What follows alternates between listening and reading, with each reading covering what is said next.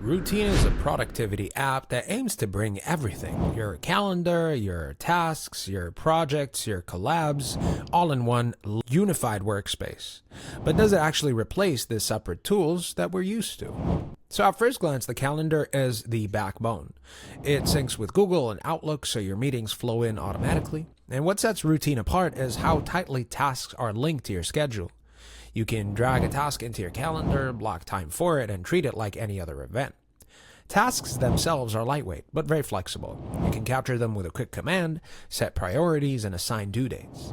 Unlike a full project manager like maybe Asana, which feels designed for personal workflows and small teams, keeping the focus on getting things done instead of juggling dashboards. Notes are the third pillar. Whether you're drafting meeting minutes, brainstorming ideas, or attaching context to a task, routine gives you a space for quick writing without leaving the app. Notes and tasks tie back into your calendar, so nothing really gets lost.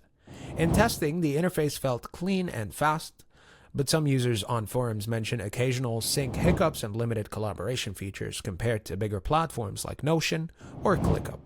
On the plus side, people love how routine reduces context switching. Everything you need for the day lives in a single view.